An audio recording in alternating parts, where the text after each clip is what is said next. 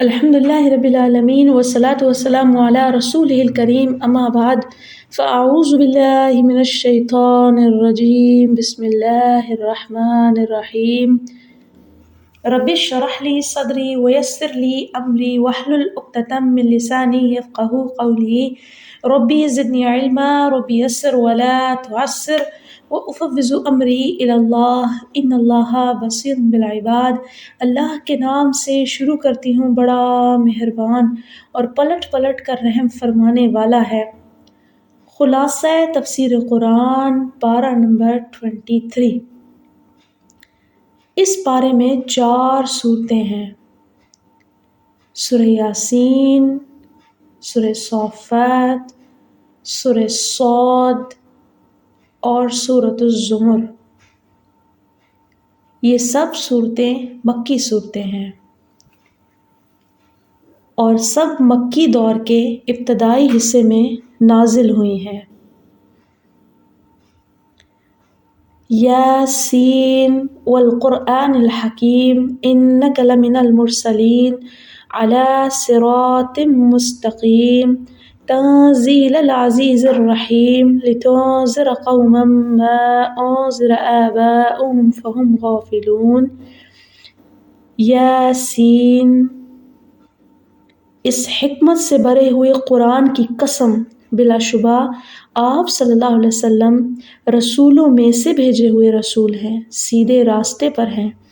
یہ سب پر غالب نہایت مہربان کا نازل ہوا کلام ہے تاکہ آپ اس قوم کو ڈرائیں جن کے باپ دادا نہیں ڈرائے گئے، وہ تو بڑے بے خبر ہیں۔ آپ صلی اللہ علیہ وسلم کی دعوت کے مقابلے میں لوگوں کی ہٹ دھرمی کی حالتوں کا جواب اللہ تعالیٰ نے فرمایا: لقد حق القول علی اکثرهم فهم لا یؤمنون انا جعلنا فی اعناقهم اغلالا فہی الی الاذقان فهم مقمحون وجعلنا من بین ایدیہم سدا ومن خلفهم سدا فاغشیناہم فهم لا یبصرون وسواء علیہم اانذرتهم ام لم تنذرهم لا یؤمنون انما تنذر من اتبع الذکر وخشی الرحمن بالغیب فبشرہ بمغفرۃ واجر کریم۔ بے شک ان کی اکثریت پر یہ بات ثابت ہو چکی ہے سو وہ ایمان نہیں لائیں گے۔ یہ بے ایمان لوگوں کی گردنوں میں توق ڈالے ہوئے ہیں جو ان کی ٹھوڈیوں تک پہنچے ہوئے ہیں، وہ اپنے سروں کو اونچا اونچا کر کے اٹھائے ہوئے ہیں۔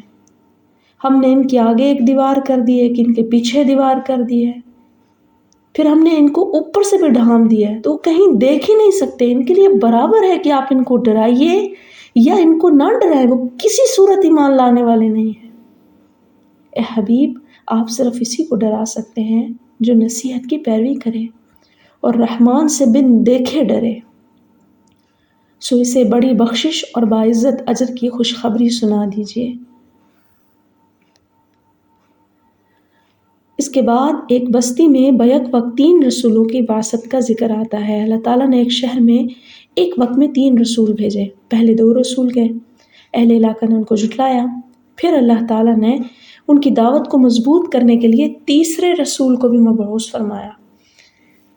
اب لوگوں نے، وہاں کے جو لوگ تھے، انہوں نے ان کے اوپر کیا لگایا؟ انہوں نے کہا ہمیں تو آپ ایسے نظر آتے ہیں جیسا کہ ہم جیسے آدمی ہیں، ہم کیسے مان لیں کہ آپ اللہ کے رسول ہیں؟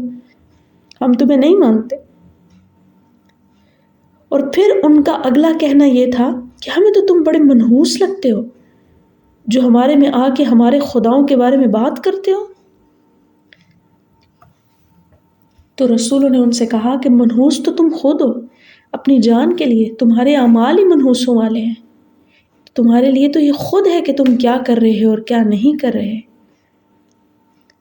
اتنے میں جب تینوں انبیاء نے مل کر بستی والوں کو سمجھانے کی کوشش کی، ان پر کوئی اثر نہ ہوا بلکہ الٹا انبیاء کے خلاف سازشیں کرنے لگے، تو اسی بستی میں سے ایک شخص نے سنا کہ ہمارے شہر میں اللہ کے انبیاء آئے ہوئے ہیں، تو دور سے شہر کے کنارے سے بھاگتا ہوا آیا۔ وہاں پہنچ کر یہ منظر دیکھا کہ اللہ کے انبیاء دعوت دے رہے ہیں، لوگ مسلسل انکار کر رہے ہیں۔ اس نے دعوت قبول کی اور پھر لوگوں کے سامنے کھڑے ہو کے کہنے لگا، لوگوں میری قوم تمہیں کیا ہو گیا ہے؟ تم اس رسول کی پیروی کیوں نہیں کرتے ہو جو تم سے کوئی اجر نہیں مانگتا؟ اور مجھے کیسے روک سکتے ہو کہ میں اس رب کی پیروی عبادت نہ کروں جس نے مجھے پیدا کیا ہے؟ میں تمہارے جھوٹے معبودوں کو کیسے مان جاؤں اللہ کے مقابلے میں؟ کیا وہ میری کوئی سفارش کر سکتے ہیں؟ کیا وہ مجھے بچا سکتے ہیں کسی ضرر سے؟ یہ لوگ پہلے غصے میں تھے۔ جب انہوں نے دیکھا کہ یہ ان کے سامنے ایمان کا دعویٰ کر رہا ہے تو سب نے مل کر اس مومن کو شہید کر دیا۔ اللہ تعالیٰ کی طرف سے اس مومن شہید کو کہا گیا کہ تم جنت میں داخل ہو جاؤ، قیل ادخل الجنہ۔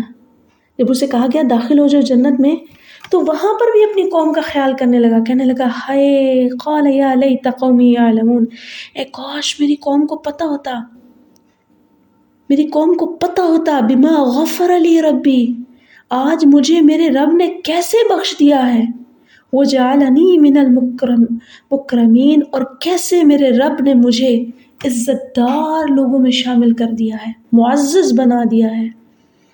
یہ واقعہ بیان کرنے کا مقصد تمام مسلمانوں کو یہ بتانا بھی ہے کہ پہلی اقوام میں سے اہل حق نے کس طرح اپنے انبیاء کا ساتھ دیا، حتیٰ کہ جانیں نچھاور کر دی، اور اللہ تعالیٰ نے بھی ان کو ان کی محنتوں کی، ان کے اخلاص کی قدردانی کی اور انہیں جنت عنایت فرمائی ہے۔ اس کے بعد اللہ تعالیٰ کی قدرت کاملہ کی نشانیاں بیان ہوئی ہیں۔ کوئی بھی چیز اپنے خالق اور بنانے والے کی تخلیق، صلاحیت، ذہانت اور فطانت کی گواہی دیتی ہے۔ جب بھی ہم کوئی چیز خریدتے یا دیکھتے ہیں تو اس کی تعریف کرتے ہیں تو وہ دراصل اس کے خالق کی تعریف ہوتی ہے۔ دنیا کا کوئی انسان ایسا نہیں جو کسی چیز کو ہاتھ میں پکڑ کے اس کے بنانے والے کا انکار کر دے۔ اسی طرح کائنات کا ذرہ ذرہ اللہ تعالیٰ کی صنعت کاری اور اس کی قدرت کاملہ کا اعلان کر رہا ہے، اس کے باوجود انسان اسے ماننے کے لیے تیار نہیں ہوتا۔ اللہ تعالیٰ نے اپنے تعارف کے لیے اپنی مخلوقات کو پیش کیا ہے، فرمایا ایک نشانی ہے تمہارے لیے، مردہ زمین تو دیکھو کیسے میں اس کو زندہ کر دیتا ہوں، پھر اس میں سے غلہ نکالتا ہوں، پھر اس غلے کو تم کھا بھی لیتے ہو، پھر ہم نے تمہارے لیے کھجوریں، انگور اور کئی باغ بنائے ہیں اور ان میں کئی چشمے نکالے ہیں تاکہ وہ اس سے پھل کھائیں۔ حالانکہ ان پھلوں کو، ان باغات کو، ان میں سے نکلنے والے فروٹ کو ان کے ہاتھوں نے تو نہیں بنایا، کیا اس بات پر وہ اللہ کا شکر نہیں کرتے؟ پھر فرمایا پاک ہے وہ ذات جس نے سب کے سب جوڑے پیدا کیے ہیں ان چیزوں سے جنہیں زمین اگاتی ہے، اور خود انہی سے، اور ان چیزوں سے جنہیں وہ نہیں جانتے۔ پھر فرمایا ایک نشانی یہ بھی ہے کہ دن اور رات کیسے ہم دن کو کھینچ اتارتے ہیں تو وہ اچانک اندھیرے میں رہ جانے والے ہو جاتے ہیں، کیسے اللہ دن کو رات میں اور رات کو دن میں بدل رہا ہے، کیسے میرے رب کا کام کرنا ہے۔ پھر فرمایا سورج اپنے ایک ٹھکانے کے لیے چل رہا ہے، یہ سب پر غالب ہے، سب کچھ جاننے والے کا ایک اندازہ ہے، اور چاند کو دیکھو ہم نے اس کی منزلیں مقرر کر دی ہیں، یہاں تک کہ وہ دوبارہ پرانی کھجور کی ٹیڑھی ڈنڈی کی طرح ہو جاتا ہے۔ نہ سورج کو اتنی طاقت ہے کہ وہ چاند کو جا کے پکڑ لے، اور نہ رات کو اتنی طاقت ہے وہ کہ دن سے پہلے واپس آ جائے یا دن سے پہلے طلوع ہو جائے۔ یہ سب اپنے اپنے مدار میں چل رہے ہیں۔ چاند کس طرح باریک سا چاند طلوع ہوتا ہے، پھر پورا چاند بن جاتا ہے، اور پھر گھٹتے گھٹتے گھٹتے دوبارہ ایک باریک سے واپس رہ جاتا ہے۔ کتنی پیاری مثال کے طور پہ اللہ تعالیٰ یہاں سمجھا رہا ہے۔ پھر فرمایا تمہارے لیے ایک نشانی یہ بھی تو ہے کہ بے شک ہم نے بھری ہوئی کشتی میں لوگوں کو سوار کیا، اور کس کو؟ نوح کو، اور ہم نے ان کے لیے ان جیسی کئی چیزیں اور بنائی جن پر وہ سوار ہوتے ہیں، اور اگر ہم چاہیں تو ان سب کو غرق کر دیں، کوئی فریاد سننے والا بھی نہ ہو، کوئی ان کو بچانے والا بھی نہ ہو، مگر ہماری طرف سے رحمت اور ایک وقت تک فائدہ پہنچنے کی چیزیں ہیں یہ سب۔ اگر ہم صرف سواریوں پر غور کریں کہ کتنی چیزیں ہیں جو انسان کی سواری کے کام آتی ہیں، اور اگر یہ نہ ہوتی تو ہمارے لیے زندگی کتنی مشکل ہوتی۔ اور یہاں پر جو کشتی کی سواری کا بیان ہوا ہے، اس کا اشارہ حضرت نوح علیہ السلام کی طرف بھی ہے، یعنی پہلی کشتی تو نوح علیہ السلام نے بنائی تھی، پھر ان کو دیکھ کے باقی کشتیاں بنائی گئی، دنیا میں اس کا رواج چل پڑا۔ کیسے اللہ تعالیٰ نے انسان کو عقل دی اور سکھایا۔ پھر فرمایا کہ قیامت برپا ہونے کے منظر بھی اسی صورت میں ہے۔ اللہ تعالیٰ نے کی ذات کو پہچاننے اور اس کی قدرت کاملہ کو جاننے کے لیے اتنی بڑی کائنات کافی ہے۔ اس کے بعد یہ ماننا کچھ بعید از عقل نہیں کہ اگر وہ کہہ رہا ہے کہ میں تمہیں دوبارہ زندہ کروں گا تو یہ سچ ہے۔ انسان اپنی آزادی کو کھونا نہیں چاہتا، اس لیے وہ قیامت کو نہیں مانتا۔ جب انبیاء قیامت کی بات کرتے تھے تو لوگ ان کی بات ماننے کے بجائے انہیں چیلنج کرتے تھے کہ اچھا لاؤ قیامت، اٹھا کے دکھاؤ مردوں کو، بتاؤ قیامت کب آئے گی۔ ان کے اس چیلنج کے جواب میں اللہ تعالیٰ فرما رہا ہے وَيَقُولُونَ مَتَىٰ هَٰذَا الْوَعْدُ إِن كُنتُمْ صَادِقِينَ مَا يَنظُرُونَ إِلَّا صَيْحَةً وَاحِدَةً تَأْخُذُهُمْ وَهُمْ يَخِصِّمُونَ فَلَا يَسْتَطِيعُونَ تَوْصِيَةً وَلَا إِلَىٰ أَهْلِهِمْ يَرْجِعُونَ۔ اور وہ کہتے ہیں یہ وعدہ کب پورا ہوگا؟ اگر تم سچے ہو، وہ انتظار نہیں کر رہے مگر ایک چیخ کا جو انہیں پکڑ لے گی جبکہ وہ جھگڑا کر رہے ہوں گے، پھر وہ نہ کسی وصیت کی طاقت رکھیں گے اور نہ اپنے گھر والوں کی طرف لوٹ کر واپس جائیں گے۔ یہ قیامت کی ابتدا ہے۔ اس وقت لوگ اپنے اپنے کاموں میں مشغول ہوں گے، اچانک اللہ کے حکم سے فرشتے سور میں پھونک مارے گا جس سے پوری کی پوری کائنات ایک آواز کے ساتھ تباہ اور برباد ہو جائے گی۔ پھر جب اللہ حساب کتاب کا فیصلہ کرے گا تو فرشتے کو حکم دے گا کہ وہ دوبارہ سور میں پھونکے، جس سے تمام انسان اپنی اپنی قبروں سے زندہ اٹھ کر کھڑے ہو جائیں گے۔ پہلی دفعہ کا سور پھونکنا نفخہ اولا کہلاتا ہے، دوسری دفعہ جب پھونکا جائے گا تو نفخہ ثانیہ ہے، اور نفخہ ثانیہ کے ساتھ سارے اپنی اپنی قبروں سے اٹھ کے کھڑے ہوں گے جس طرح کوئی نیند سے اٹھتا ہے۔ اور پھر میدان حشر میں سارے لوگوں کو آدم سے لے کر آخر تک سب جمع ہوں گے۔ کوئی شخص ایسا نہیں ہوگا کہ دنیا میں آپ نے اس کو دیکھا اور آخرت میں وہ گم ہوا ہوگا، نظر ہی نہیں آئے گا، پتہ ہی نہیں ہوگا وہ تھا، یا اس کا دوبارہ لوٹنا نہیں ہوگا۔ ایسا کبھی نہیں ہو سکتا۔ اللہ ساروں کو اکٹھا کرے گا، پھر حساب ہوگا۔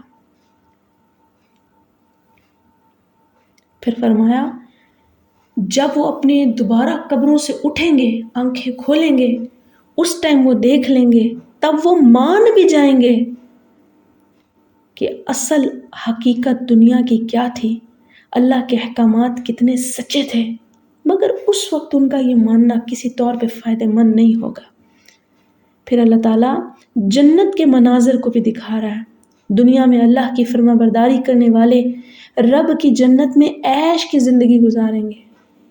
اللہ تعالیٰ نے فرمایا ان اصحاب الجنت اليوم فی شغل فاکہون ہم وازواجہم فی ظلال علی الارائک متکئون لہم فیہا فاکہۃ ولہم ما یدعون سلام قولا من رب الرحیم۔ بے شک جنت کے رہنے والے آج ایک شغل میں ہوں گے، خوشی میں ہوں گے، وہ اور ان کی بیویاں گھنے سایوں میں تختوں پر ٹیک لگائے بیٹھی ہوں گی۔ ان کے لیے اس میں بہت پھل ہے اور ان کے لیے اس میں وہ کچھ ہے جو وہ طلب کریں گے۔ سلام ہو اس رب کی طرف سے کہا جائے گا جو بے حد مہربان ہے۔ پھر قیامت کے دن نافرمانوں کی حالت بھی کھینچ کے بتائی جا رہی ہے، اور وہ لوگ جنہوں نے اپنے انبیاء کی دعوت کو ٹھکرایا ہے وہ قیامت کے دن بہت بری حالتوں میں ہوں گے۔ ان سے کہا جائے گا وَامْتَازُوا الْيَوْمَ أَيُّهَا الْمُجْرِمُونَ، آج الگ ہو جو اے مجرموں، آج تو تمہارا معاملہ ہی الگ ہوگا۔ پھر اللہ کہے گا میں نے تمہیں تاکید نہیں کی تھی آدم، اولاد آدم، کہ شیطان کی عبادت نہ کرنا، وہ تمہارا کھلا دشمن ہے، تم نے پھر اس کی بات مانی، اس نے بہت سی مخلوق کو گمراہ کیا۔ تو کیا تم نہیں سمجھتے تھے؟ یہ رہی جہنم جس کا تمہیں دنیا میں بتایا جاتا تھا، وعدہ کیا جاتا تھا کہ اگر تم نے شیطان کے راستے نہ چھوڑے تو اسی جہنم میں آؤ گے۔ چلو داخل ہو جو اس جہنم میں۔ اس داخلہ یہ جہنم تمہارا اس اعمالوں کا بدلہ ہے، وہ کفر جو تم اللہ کے سامنے کیا کرتے تھے، اللہ کی کتاب میں کیا کرتے تھے، اللہ کے رسولوں کا کفر کرتے تھے۔ کفر کیا ہے؟ کفر انکار ہے۔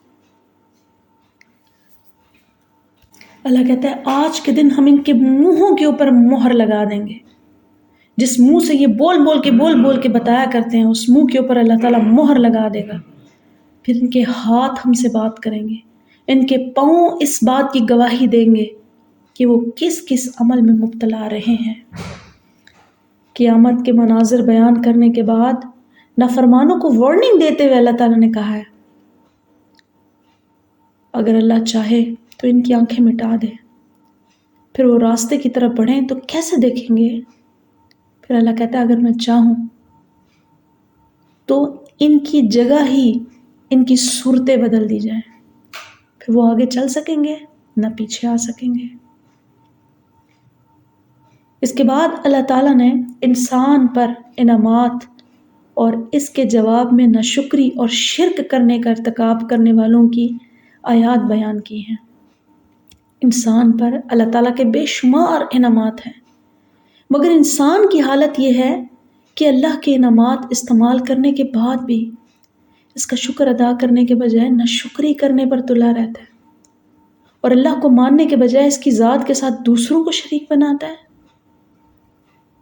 شکر گزاری انسان کی بہت اچھی صفت ہے جس کو اللہ پسند فرماتا ہے۔ شکر گزار بندہ کبھی مسائل میں گھر کر بھی ناشکری کی طرف نہیں جاتا۔ شکر گزاری وہ صفت ہے جو انبیاء کی ہے، جو اللہ نے قرآن میں انبیاء کی صفت بتائی ہے، جیسے داؤد علیہ السلام، جیسے سلیمان علیہ السلام، جیسے ایوب علیہ السلام، کہ کس قدر یہ اللہ کے شکر ادا کرنے والے تھے، ہر حال میں شکر ادا کرنے والے۔ اگر کبھی حالات زندگی مشکل بھی ہو جائے تو اللہ کے نبی صلی اللہ علیہ وسلم نے دعا بتائی ہے کہ تم اس انداز سے اللہ کا شکر ادا کرو۔ تم سے کوئی پوچھے مشکل زندگی کے دورے پہ آپ کھڑے ہوئے، اس دوراہے پہ آپ کو کوئی نظر نہیں آ رہی صورتحال، لیکن اللہ کے نبی کی یہ بات یاد ہے کہ فرمایا کسی بھی زندگی کی مشکل میں ہو تو بولو الحمدللہ علی کل حال، اللہ تیرا شکر ہے، جس حال میں بھی ہوں تیرا شکر ہے۔ یہ بڑی اعلیٰ کمائی ہے۔ ہم نے بہت سارے ایسے لوگ دیکھے ہیں جو اپنی تمام تر مشکلات میں، پرابلمس میں چپ کر جاتے ہیں، پکڑ پکڑ کے لوگوں کو نہیں سناتے، اپنا دکھ درد اللہ کے سامنے بیان کرتے ہیں۔ انہیں پتہ ہوتا ہے کہ جس نے ان راستوں پہ ڈالا ہے، جس نے میری تقدیر لکھی ہے، یقیناً وہ اس مشکل سے نکلنے کا راستہ بھی وہی بتائے گا نا۔ ہماری تو طاقت نہیں ہے، ہماری طاقت تو صرف اتنی سی ہے کہ ایک قدم اٹھایا، دوسرا قدم ہم اٹھا نہیں سکتے جب تک کہ اللہ کی مرضی نہ ہو۔ ہر چیز اللہ کی مرضی اور منشا سے ہو رہی ہے، اور شکر گزار بندے کو بھی یہی پتہ ہے کہ جو مل رہا ہے رب کی نعمتوں میں حلال رزق، وہ بڑا کمال ہے۔ اور یقین جانیے شکر گزاری کی صفت بھی اس کو ملتی ہے جو حلال کھانے والا ہے، حلال کمانے والا ہے۔ حرام کمائی کے لوگوں کو پتہ ہی نہیں چلتا، حرام کھا کھا کے، کہ شکر گزاری کیا ہے۔ بھلے سے وہ منہ سے بولیں لیکن ان کے دل اس بات کا اقرار نہیں کر رہے ہوتے، دلوں میں ان کے کہیں ہوتا ہے یہ تو ہم نے اپنی عقل سے کمایا سارا۔ اور پھر اسی طرح ہی ہوتا ہے کہ نہ ان کی شکر گزاری قبول ہے حرام کھانے والوں کی، کمانے والوں کی، اور نہ ہی ان کی کوئی دعا قبول ہے۔ پھر اللہ تعالیٰ کہتے ہیں کیا انہوں نے دیکھا نہیں کہ ہم نے ان چیزوں میں سے جنہیں ہمارے ہاتھوں نے بنایا، یعنی اللہ نے بنایا ہے، ان کے لیے مویشی بنائے ہیں، پھر وہ ان مویشیوں کے مالک ہو گئے، پھر ہم نے ان مویشیوں کو ان کے تابع کر دیا۔ ان میں سے کچھ پر یہ سواری کرتے ہیں، کچھ کو یہ کھاتے ہیں، طرح طرح کے جانور ہیں، قسم قسم کے یہ فائدے لیتے ہیں، اور اس میں سے کتنی پیاری پینے کی چیزیں بھی نکلتی ہیں۔ کیا ان تمام چیزوں پہ انہیں نظر نہیں آتا کہ یہ شکر گزاری بجا لائے؟ پھر اللہ تعالیٰ فرماتے ہیں اولم یر انسان انا خلقناہ من نطفۃ فاذا هو خصیم مبین، کیا انسان یہ نہیں دیکھتا کہ ہم نے اس کو کیسے ایک قطرے سے پیدا کیا، اور پھر اچانک وہ کھلم کھلا جھگڑا کرنے والے بن جاتا ہے۔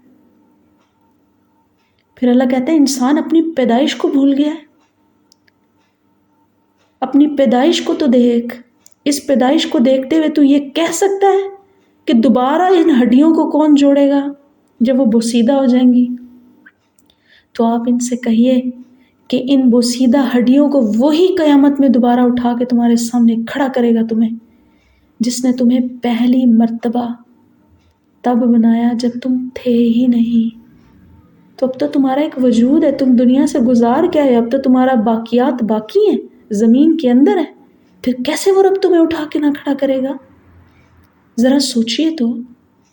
پھر اللہ کہتے ہیں اَوَلَيْسَ الَّذِي خَلَقَ السَّمَاوَاتِ وَالْأَرْضَ بِقَادِرٍ عَلَىٰ أَن يَخْلُقَ مِثْلَهُم بَلَىٰ وَهُوَ الْخَلَّاقُ الْعَلِيمُ إِنَّمَا أَمْرُهُ إِذَا أَرَادَ شَيْئًا أَن يَقُولَ لَهُ كُن فَيَكُونُ فَسُبْحَانَ الَّذِي بِيَدِهِ مَلَكُوتُ كُلِّ شَيْءٍ وَإِلَيْهِ تُرْجَعُونَ۔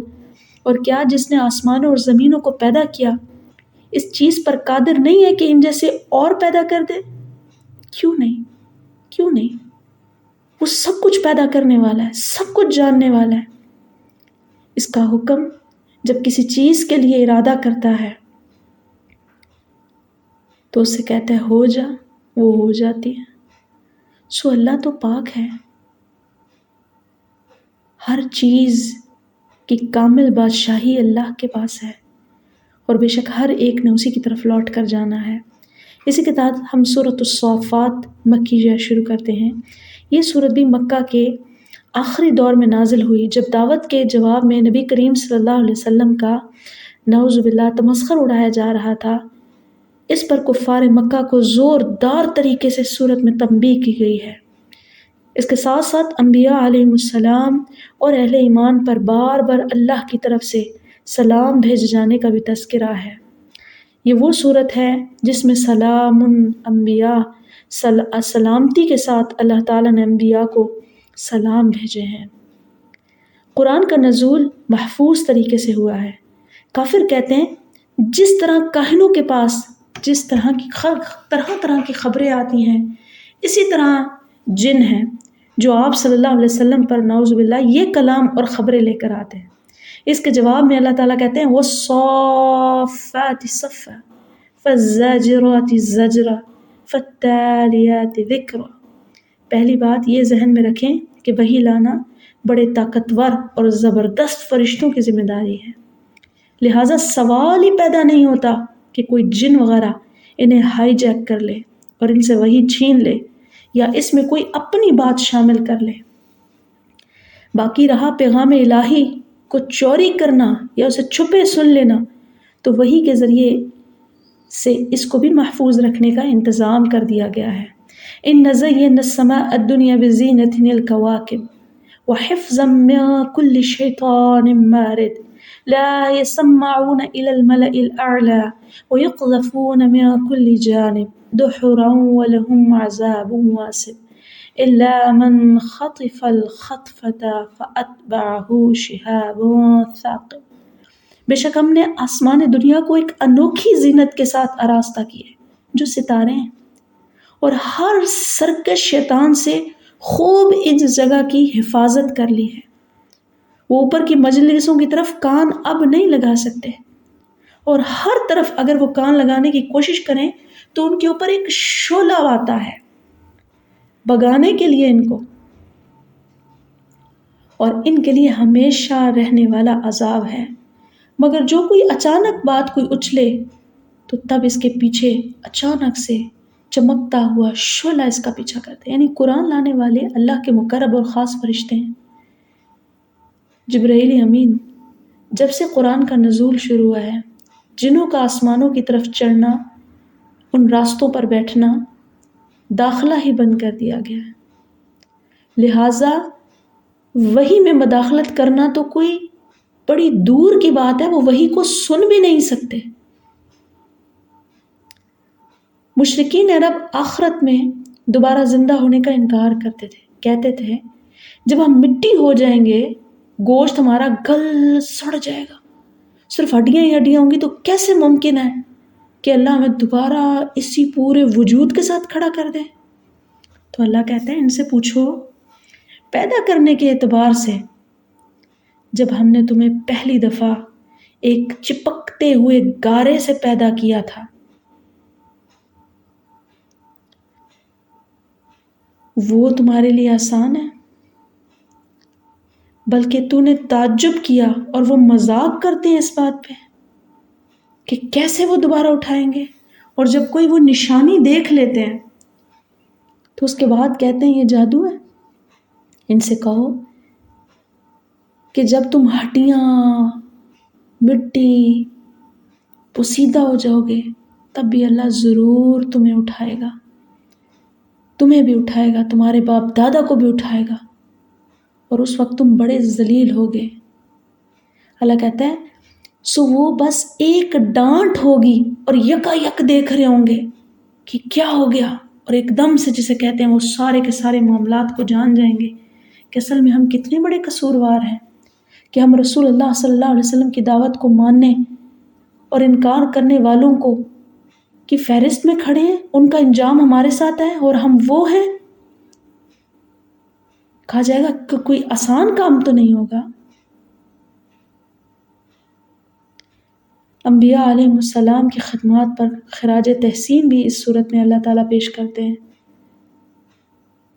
حق اور باطل کے کشمکش میں انبیاء کا کردار نہایت قابل تحسین ہے، جنہوں نے مخالفت کی اندھیریوں میں مصائب کے طوفان کے باوجود ہر ظالم اور سرکش کے کان تک اللہ کی توحید کی آواز پہنچائی۔ اس صورت میں اللہ تعالیٰ نے نوح اور ابراہیم اور موسیٰ اور ہارون اور الیاس اور لوط اور یونس علیہ السلام کا تذکرہ کیا اور ان پر سلام بھیجا ہے۔ ابراہیم علیہ السلام کی دعوت توحید کے لیے قربانیاں۔ ابراہیم علیہ السلام کا تذکرہ اس صورت میں بڑی تفصیل سے آیا ہے۔ اس کی ایک وجہ یہ بھی ہے کہ عرب والے اس بات پر فخر کرتے تھے کہ وہ ابراہیم کے بیٹے ان کے وارث ہیں، اور ان کے بنائے ہوئے گھر کعبۃ اللہ کی خدمت گزار بھی ہیں۔ اس لیے اللہ تعالیٰ نے ان کے سامنے ابراہیم علیہ السلام کی زندگی، ان کی دعوت توحید اور ان کی قربانی اور اللہ تعالیٰ کے ساتھ ان کے تعلق کو کھول کر بیان کیا ہے کہ جس راستے پر تم چل رہے ہو وہ ابراہیم کا نہیں ہے۔ ان کی تو ساری زندگی اسی کے خلاف لڑتے ہوئے گزر گئی ہے۔ اگر ابراہیم کے بیٹے اور سچے پیروکار ہو تو آپ صلی اللہ علیہ وسلم کے پیغام پر بھی ایمان لے آؤ۔ جب قوم ابراہیم نے ابراہیم علیہ السلام کی بات نہ سنی تو ابراہیم علیہ السلام نے ایک کلہاڑی لے کر بت خانے جا پہنچے اور ان کے بتوں کو ریزہ ریزہ کر دیا۔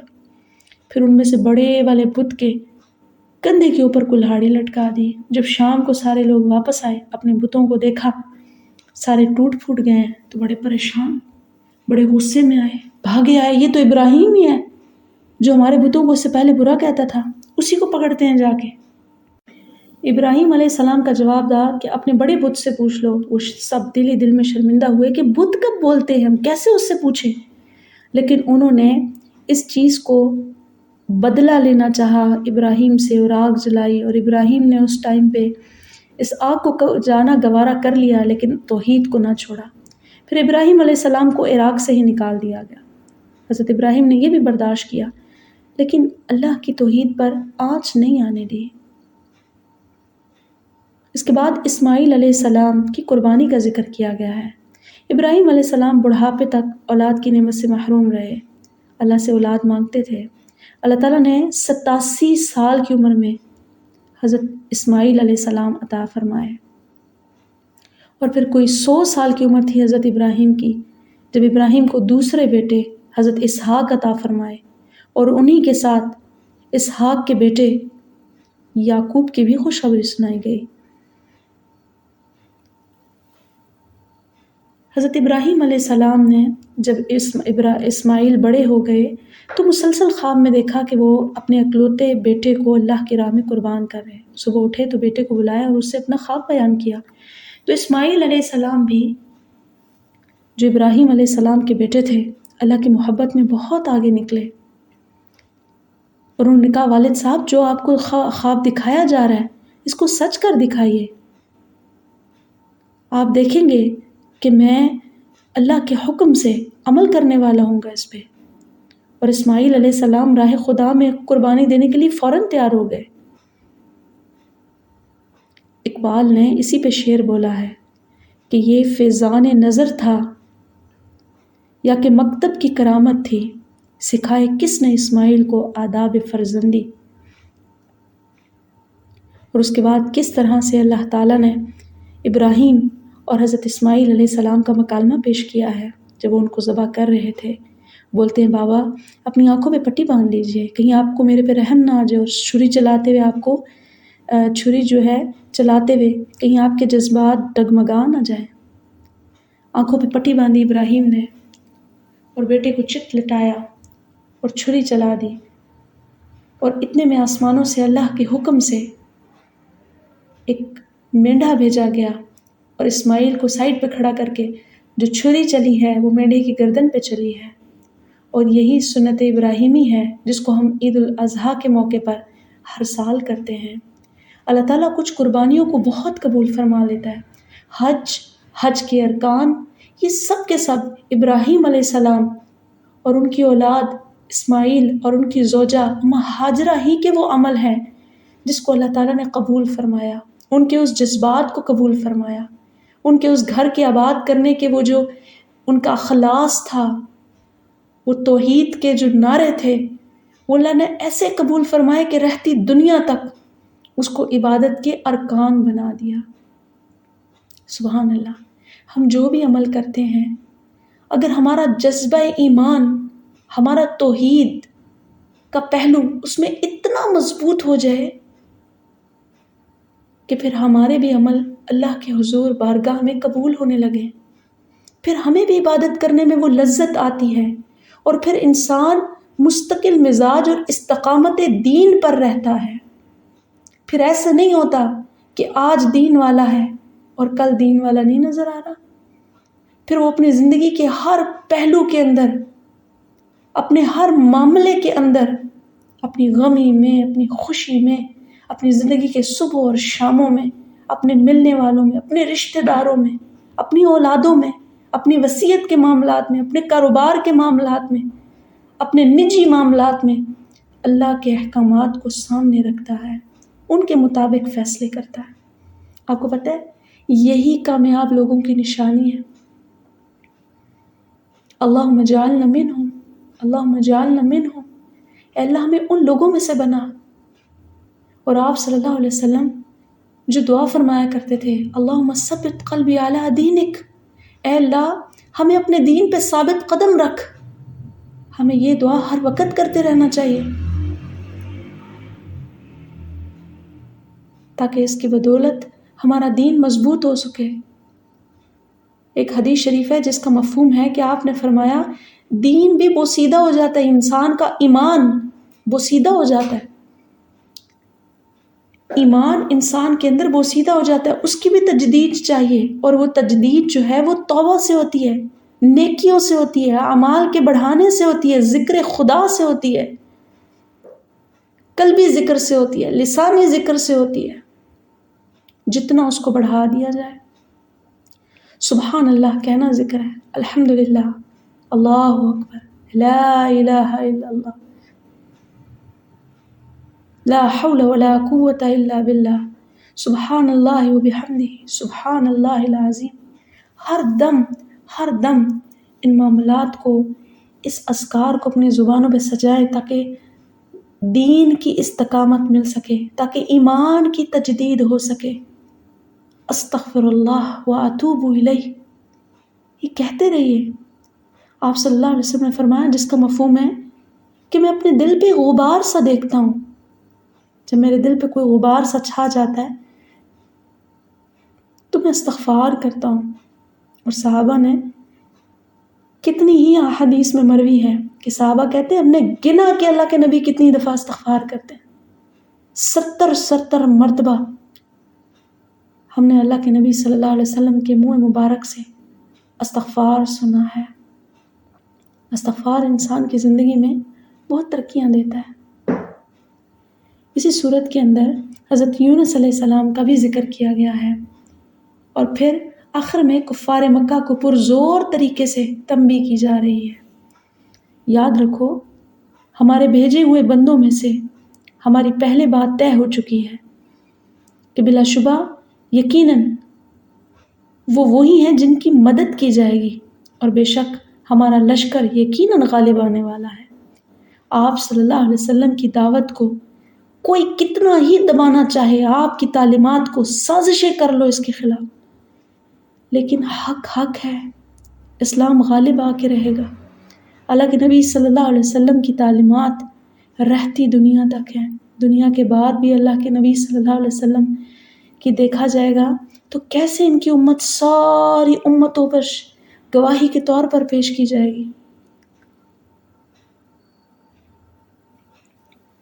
آپ صلی اللہ علیہ وسلم کا نبی ہونا، آپ صلی اللہ علیہ وسلم کا رسول ہونا، اور رسول بھی ایسا جو آپ کے بعد کوئی رسول نہیں ہے. آپ خاتم النبیین ہیں. آپ انبیاء کی عمارت کی آخری اینٹ ہیں. آپ صلی اللہ علیہ وسلم کے بعد کوئی اللہ کی طرف سے نبی نہیں بھیجا جائے، کوئی رسول نہیں بھیجا جائے گا. آپ کی دین کے تبلیغ کا کام آپ صلی اللہ علیہ وسلم کی امت کو فرض کے طور پر دے دیا گیا ہے.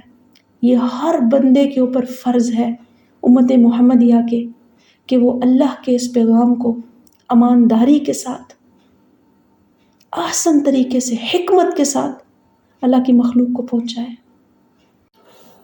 سورہ صاد مکی جا. جب رسول اللہ صلی اللہ علیہ وسلم نے مکہ میں اعلان دعوت دینا شروع کیا تو مشرکین کی طرف سے مخالفت شروع ہو گئی، لیکن ابھی تک اس مخالفت میں شدت یا بدتمیزی اور تشدد شامل نہ تھا. ابو طالب نبی کریم صلی اللہ علیہ وسلم کے پشت پناہ بنے ہوئے تھے، تو سرداران قریش نے سوچا کہ ابو طالب کے ذریعے آپ صلی اللہ علیہ وسلم کے ساتھ مل کر کوئی درمیانہ حل نکال لینا چاہیے. لہٰذا کوئی 25 کے قریب سردار اکٹھے ہو کر ابو طالب کے پاس گئے اور ان کے سامنے آپ صلی اللہ علیہ وسلم کی شکایات پیش کی. اس کے بعد کہا کہ ہم آپ کے سامنے اس مسئلے کا ایک انصاف والا حل بھی پیش کرتے ہیں. آپ کا بھتیجا ہمارے دین کو ہمارے لیے چھوڑ دے اور ہم اسے اس کے دین پر چھوڑ دیتے ہیں. وہ جس معبود کی عبادت کرنا چاہے کرے، ہم مداخلت نہیں کریں گے، اور ہم جس معبود کو ماننا چاہیں مانیں، وہ اس کی مذمت نہیں کرے گا، اور وہ یہ کوشش نہ کرے کہ ہم اپنے معبودوں کو چھوڑ دیں. ابو طالب کو یہ بات پسند آئی. انہوں نے آپ صلی اللہ علیہ وسلم کو بلا کر کہا کہ یہ تیری قوم کے سردار میرے پاس آئے ہیں، ان کی خواہش ہے کہ منصفانہ سی بات پر ان کے ساتھ اتفاق کر لیتے ہیں. پھر ابو طالب نے سرداروں کا مطالبہ دہرایا تو آپ صلی اللہ علیہ وسلم نے فرمایا، چچا جان، میں ان کے سامنے ایک ایسا کلمہ پیش کرتا ہوں جس سے وہ عرب و عجم کے مالک بن جائیں گے. تو انہوں نے کہا وہ کون سا کلمہ ہے؟ فوراً سارے بولے. آپ نے فرمایا لا الہ الا اللہ. وہ سب یک بارگی اٹھ کھڑے ہوئے اور چل دیے. اسی واقعے کا نقشہ سورت کے ابتدا میں کھینچا گیا ہے، اور اللہ تعالیٰ نے فرمایا صاد، اس نصیحت والے قرآن کی قسم، بے شک جنہوں نے تکبر کیا، کفر کیا، مخالفت میں پڑے ہوئے ہیں، ان سے پہلے بھی ہم نے کتنی قوموں کو تباہ کر دیا. تو انہوں نے پکارا اور وہ بچ نکلنے میں زیادہ ان کے پاس ٹائم نہیں تھا، نہیں بچ نکلے، اور انہوں نے اس پہ تعجب کیا کہ ان کے پاس انہی میں سے ایک ڈرانے والا ہے. کافروں نے کہا یہ ایک سخت جھوٹا جادوگر ہے، کیا اس نے تمام معبودوں کو ایک ہی معبود بنا ڈالا؟ بلا شبہ یہ بڑی عجیب بات ہے، کیونکہ کافروں کے لیے ایک بڑی عجیب بات تھی کہ جہاں 360 بت ہیں وہاں ایک خدا کیسے مان لیا جائے؟ انہوں نے ہر چیز کا تو خدا الگ رکھا ہوا تھا، ہر ایک کو الگ الگ طاقت دی ہوئی تھی۔ پھر اللہ نے کہا ان کے بڑے بڑے سردار چل کھڑے ہوئے ہیں کہ چلو اپنے معبودوں پر ڈٹے رہتے ہیں ہم۔ یقیناً انہوں نے ایسی بات کی ہے، ایسی بات کا ارادہ کیا ہے کہ جس کا کوئی حل نہیں ہے۔ ہم نے یہ بات آخری ملت میں نہیں سنی، اور یہ لوگ یہ کہتے تھے کہ پچھلی قومیں یہ کام نہیں کرتی، یہ تو محض اپنے سے بنائی ہوئی باتیں ہیں۔ تو اللہ تعالیٰ نے ان کے سامنے، ان سرداروں کے سامنے پہلی قوموں کی نافرمانیاں، ان کا انجام ذکر کر کے سخت تنبیہ فرمائی ہے۔ فرمایا تم نے نوح کو نہیں دیکھا، تم نے عاد کو نہیں دیکھا، تم نے میخوں والے فرعون کو نہیں دیکھا، اور سمود اور قوم لوط اور ایکا والوں کو نہیں دیکھا؟ یہ وہ سارے ہیں جو تم جیسے تھے، ان کے پاس بھی میرے رسول آئے، پر جب انہوں نے نہیں مانا تو میرا عذاب ان پہ واقع ہوا، اور ان کو ایک سخت چیخ نے پکڑا جس میں کوئی وقفہ نہیں تھا، کیونکہ یہ انہوں نے عذاب مانگ کے نبیوں سے لیا تھا کہ لاؤ اس چیز کو جس کو تم ہمارے لیے کہتے ہو کہ عذاب آئے گا، تو یہ ان کا مانگا ہوا عذاب تھا۔ پھر انبیاء علیہ السلام کی آزمائش کی آیات بھی اسی صورت میں آتی ہیں۔ یہ صورت ایسے ہی دور میں نازل ہوئی جب آپ صلی اللہ علیہ وسلم سخت آزمائشوں میں گھرے ہوئے تھے، اس لیے اس صورت میں اللہ تعالیٰ نے سابقہ انبیاء علیہ السلام کی آزمائشوں کے واقعات بیان کیے ہیں، اور آزمائش میں انبیاء کا جو کردار تھا اسے نمایاں کیا ہے، تاکہ نبی اور مسلمانوں کو معلوم ہو کہ سابقہ انبیاء کی بھی آزمائش ہوتی رہی ہے، اور آزمائش میں ایک مسلمان اور اللہ کے بندے کا کیا کردار ہونا چاہیے۔ آزمائش کبھی مال کی ہوتی ہے، طاقت دے کر بھی کی جاتی ہے، اور کبھی مال، طاقت، صحت چھین کر اور مشکل میں ڈال کر بھی آزمائش کی جاتی ہے۔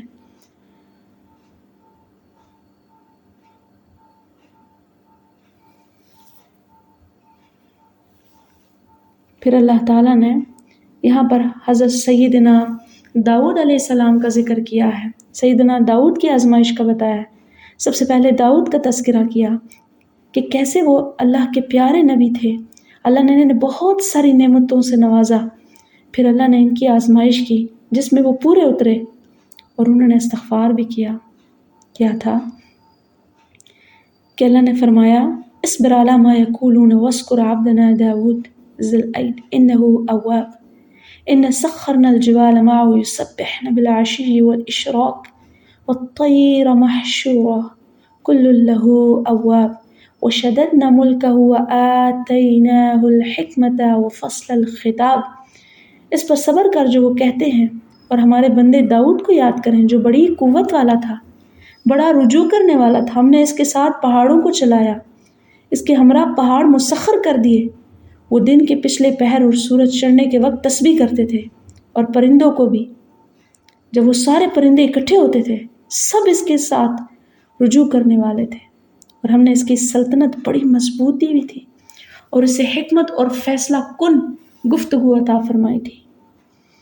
یعنی داؤد علیہ السلام نہایت عبادت گزار تھے، انہوں نے اپنی عبادت کے لیے ایک مخصوص وقت قائم کیا ہوا تھا، خدام کو سختی سے کہہ دیا تھا کچھ بھی ہو جائے میری عبادت میں خلل پیدا نہیں ہونا چاہیے۔ اللہ تعالیٰ کو یہ بات پسند نہ آئی، شاہ وقت کو اس طرح عبادت کے لیے وقت مخصوص نہیں کرنا چاہیے کہ مظلوموں کے لیے دروازہ بند ہو جائے۔ اللہ تعالیٰ نے یہ بات سمجھانے کے لیے 2 فرشتے انسانی شکل میں بھیجے، وہ دیوار پھلانگ کر کمرے میں داخل ہو گئے، اور حضرت داؤد انہیں دیکھ کر ڈر گئے۔ انہوں نے کہا ڈرو مت، ہم 2 جھگڑے والے ہیں، ہم میں سے ایک نے دوسرے پر زیادتی کی ہے، آپ ہمارے درمیان فیصلہ کر دیں۔ اور فیصلہ کیا تھا کہ بے شک یہ میرا بھائی ہے، اس کے پاس 99 دمبیاں ہیں، میرے پاس 1 دمبی ہے، تو اس نے کہا کہ یہ میرے سپرد کر دے، یعنی 1 دمبی ہے، میں اس کو یہ بھی دے دوں، اور اس نے مجھ سے بات کرنے پہ بہت سختی کی ہے۔ اس نے کہا بلا شبہ تمہاری ایک دمبی کو اپنی تمام دمبیوں کے ساتھ ملانے کے مطالبے میں تم پر ظلم کیا ہے، اور بلا شبہ بہت سے شریک یقیناً اس کے بعض پر زیادتی کر دیتے ہیں۔ پھر داؤد علیہ السلام نے یقین کر لیا کہ ان کی آزمائش کی گئی ہے، تو اس پر انہوں نے اپنے رب سے بخشش مانگی۔ قصہ مختصر یہ ہے کہ حضرت داؤد علیہ السلام نے ان دونوں کے لیے، فرشتوں کے لیے جو آئے تھے، اس فرشتوں کے فیصلہ کرنے میں وقت اتنا گزر گیا کہ ان کی جو خاص عبادت کا وقت تھا وہ اس کو نکال بیٹھے، اور جب انہیں معلوم ہوا کہ میرا وہ جو خاص اذکار کا وقت ہے وہ نکل گیا ہے، اور یہ اللہ کی طرف سے آزمائش ہے میرے لیے کہ ان لوگوں کو دروازے سے تو نہیں آئے، یہ تو دیوار پھلانگ کے آئے ہیں، تو داؤد سمجھ گئے کہ میرے سامنے یہ جھگڑے کا جو ایک عدالت لگی ہے یہ میری آزمائش تھی۔ فوراً اللہ سے توبہ کرنے بیٹھ گئے۔ اللہ نے اسی آزمائش کا ذکر کیا ہے۔ پھر سیدنا سلیمان علیہ السلام پر اللہ کے انعامات اور ان کی آزمائش کو بیان ہوا ہے کہ اللہ تعالیٰ نے سیدنا سلیمان علیہ السلام پر بڑے انعامات کیے، پھر ان کی آزمائش بھی کی۔ صحیح بخاری میں ہے کہ سلیمان علیہ السلام نے اللہ کے راستے میں جہاد کرنے کے لیے پروگرام بنایا اور یہ طے کیا کہ جہاد کے لیے مجھے اپنی ایک زبردست فوج بنانی چاہیے۔ سوچا کہ میری 100 بیویاں ہیں، ایک ہی مرتبہ ان سب کے پاس جاتا ہوں، سب سے ایک بیٹا ہوگا، اس طرح 100 مجاہد تیار ہو جائیں گے۔ مگر یہ منصوبہ بناتے ہوئے انشاءاللہ کہنا بھول گئے۔ نتیجہ یہ ہوا کہ صرف ایک بیوی حاملہ ہوئی، اور وہ بچہ بھی جب پیدا ہوا کہ ناقص الخلقت تھا، تب انہیں احساس ہوا تو وہ معافی کے طلبگار ہوئے اور اللہ سے انہوں نے معافی مانگی۔ پھر انہوں نے کہا کہ اے میرے رب، قال رب اغفر لی وہب لی ملکا لا ينبغی لأحد من بعدی انک انت الوہاب۔ انہوں نے کہا اے میرے رب، مجھے بخش دے اور مجھے ایسی بادشاہت عطا فرما جو میرے بعد کسی کے لائق نہ ہو، یقیناً تو بہت عطا کرنے والا ہے۔ تو اللہ تعالیٰ نے ان کی آزمائش ختم کر دی، اور پھر اللہ نے ان کے ہوا کو ان کے تابع کر دیا، جو اس کے حکم سے نرم چلتی تھی، وہ جہاں چاہتے تھے چلتے تھے، اور شیطانوں کو تو طرح طرح کے ماہر معمار تھے اور ماہر غوطہ خور تھے، ان ساروں کو، ان تمام قسم کے مختلف پروفیشنل جنوں کو اللہ تعالیٰ نے سلیمان کے تابع کر دیا۔ پھر حضرت سیدنا ایوب علیہ السلام کی آزمائش کا ذکر ہوتا ہے کہ سیدنا ایوب علیہ السلام کو بھی بہت مال و زر سے اللہ نے نوازا، پھر اللہ تعالیٰ نے ان کی بیماری کے ذریعے آزمائش کی اور وہ اس میں بھی کامیاب ہو گئے۔ اس کے بعد آتی ہے سورۃ الزمر۔ سورۃ الزمر، اس سورۃ الزمر بھی مکی دور کے ابتدائی دور میں نازل ہوئی ہے، جب مظلوم مسلمان اہل مکہ کے مظالم سے تنگ آ گئے اور تنگ آ کے مکہ چھوڑ کر حبشہ جانے کی تیاری کرنے لگے، تو اہل مکہ اپنے بتوں کو اللہ تک پہنچنے کا وسیلہ بتانے لگ گئے۔ مشرکین عرب بتوں کی عبادت نہیں کرتے تھے، بلکہ کہتے تھے یہ بت وہ ہیں جو اللہ تک ہمیں پہنچا دیں گے، وسیلہ بناتے تھے۔ اس کی تردید آئی ہے آیت کے شروع میں ہی، تنزیل الکتاب من اللہ العزیز الحکیم، انا انزلنا الیک الکتاب بالحق فاعبد اللہ مخلصا لہ الدین الا للہ الدین الخالص۔ یہ کتاب کا اتارنا اللہ کی طرف سے ہے جو سب سے غالب، کمال حکمت والا، بلا شبہ ہم نے آپ کی طرف یہ کتاب حق کے ساتھ نازل کی، بس اللہ کی عبادت اس طرح کرو کہ دین کو اسی کے لیے خالص کرنے والے ہو۔ خبردار، خالص دین صرف اللہ ہی کا حق ہے۔ پھر اللہ تعالیٰ نے ارض و سما کا تعارف پیش کیا ہے کہ کیسے اللہ تعالیٰ نے زمین آسمان کو حق کے ساتھ پیدا کیا، دن کو، رات کو دن پر لپیٹتا ہے اور دن کو رات پر لپیٹتا ہے، سورج چاند کو کیسے اللہ نے تابع کر دیا ہے، ہر ایک اپنے وقت پر چل رہا ہے۔ کیسے اللہ نے تمہیں جوڑوں سے پیدا کیا، تمہارے لیے چوپاؤں کی 8 قسمیں بنائی، نر اور مادہ۔ تمہاری ماؤں کے پیٹوں میں اللہ تعالیٰ نے تمہیں رکھا 3 اندھیروں میں، ایک پیدائش کے بعد دوسری پیدائش میں پیدا کرتا ہے۔ یہی اللہ ہے، تمہارا رب ہے، اسی کی بادشاہت ہے۔ یہ جو 3 اندھیروں والی بات آتی ہے، اس سے پتہ چلتا ہے کہ 3 ٹرائمیسٹرز ہوتے ہیں پریگنینسی کے۔ فرسٹ ٹرائمیسٹر، فرسٹ 3 منتھس، کیسے اس میں کیا کیا بنتا ہے، پھر سیکنڈ ٹرائمیسٹر میں اگلے 3 مہینے، پھر تھرڈ ٹرائمیسٹر میں اللہ کیسے کرتا ہے۔ اور دیکھیں یہ آج کی سائنس بتا رہی ہے کہ یہ کیا ٹرائمیسٹر ہے، یہ کیسے 3 اندھیر، ان کو اللہ قرآن میں 3 اندھیروں کی صورت میں بتا رہا ہے۔ سبحان اللہ، سبحان اللہ۔ پھر اللہ تعالیٰ نے اپنے بندوں کے شکر کرنے کو پسند فرمایا اور ناشکری کو ناپسند فرمایا۔ اللہ تعالیٰ کہتے ہیں اِن تکفروا فإن اللہ غنی عنکم ولا یرضی لعبادہ الکفر وَإِن تشکروا یرضہ لکم ولا تزر وازرۃ وزر اخری ثم إلی ربکم مرجعکم فینبئکم بما کنتم تعملون انہ علیم بذات الصدور۔ اگر تم ناشکری کرو گے تو یقیناً اللہ بہت بے پرواہ ہے اور وہ اپنے بندوں کے لیے ناشکری پسند نہیں کرتا، لیکن اگر تم شکر ادا کرو گے تو وہ اسے تمہارے لیے پسند کرے گا، اور کوئی بوجھ اٹھانے والا کسی دوسری جان کا بوجھ نہیں اٹھائے گا۔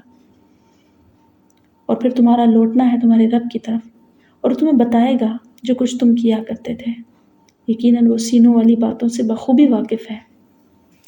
اس کے بعد ہجرت کا حکم آتا ہے، اور پھر اللہ تعالیٰ عقل مندوں کی صفات کو بھی بیان کرتے ہیں کہ عقل مند میرے وہ بندے ہیں جو دین کی بات کو غور سے سنتے ہیں، پھر اچھی باتوں کی پیروی کرتے ہیں۔ یہ وہ لوگ ہیں جنہیں اللہ تعالیٰ نے ہدایت دی ہے، یہ عقل والے ہیں۔ اور پھر اللہ تعالیٰ نے آخر میں توحید کی بہترین مثال بیان کی ہے۔ اللہ تعالیٰ نے فرمایا ایک آدمی کی مثال بیان کی جس میں ایک دوسرے سے جھگڑا کرنے والے کئی شریک ہیں، اور ایک اور آدمی کی جو سالم ایک ہی کا آدمی ہے، کیا دونوں کی مثال برابر ہو سکتی ہے؟ سب تعریفیں اللہ کے لیے ہیں، بلکہ اکثر ان کے نہیں جانتے۔ وآخر دعوانا ان الحمد للہ رب العالمین۔